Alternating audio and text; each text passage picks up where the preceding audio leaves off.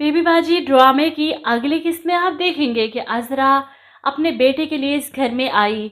यहाँ पर जमाल जो इसे निकालने के दर पे है कि यहाँ से किसी सूरत वो चली जाए वापस, लेकिन पहली बार इतने अरसे में अपने बच्चों के चेहरों पर खुशी देखकर जमाल को भी इन पर तरस आ रहा है।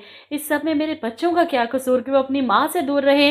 वो कब्रिस्तान जाता है अपनी माँ की कब्र पर फातिहा पढ़ने, और वहीं इनसे बात कर रहे हैं कि समझ नहीं आ रही अज़रा को माफ़ कर दूं बच्चों की खातिर, या फिर इस दुख के साथ जीता रहूं कि आपके साथ जो कुछ भी हुआ इसमें अज़रा का हाथ था।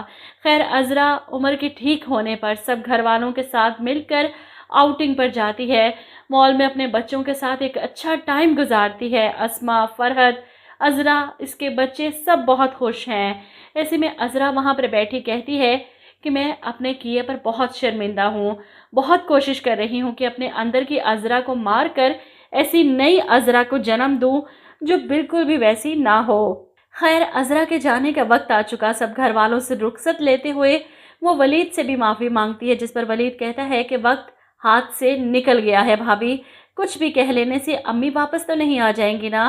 खैर, अज़रा कमरे से अपना बैग उठाती है और यहाँ से जाने वाली है जब जमाल अपने बच्चों की खातिर अज़रा से बात करता है। हमारा माजी बहुत तल्ख रहा, लेकिन इसका मतलब ये तो नहीं कि सब की सज़ा हमारे बच्चों को मिले।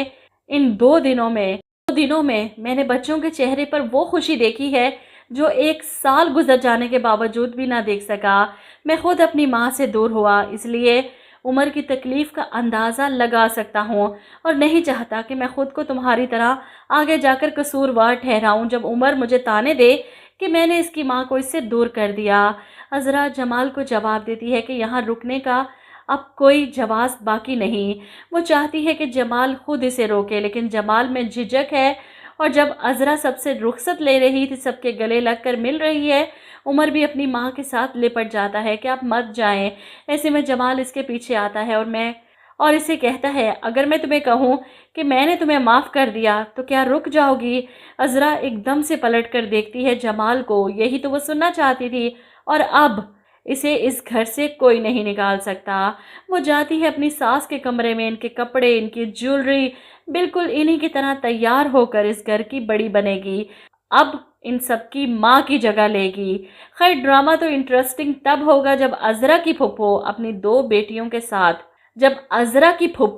अपनी बेटी और नवासी के साथ इस घर में डेरा जमाने पहुंचेंगी, क्योंकि घर का किराया ना देने पर मालिक मकान अब इन तीनों का सामान निकालकर बाहर फेंकने वाला है।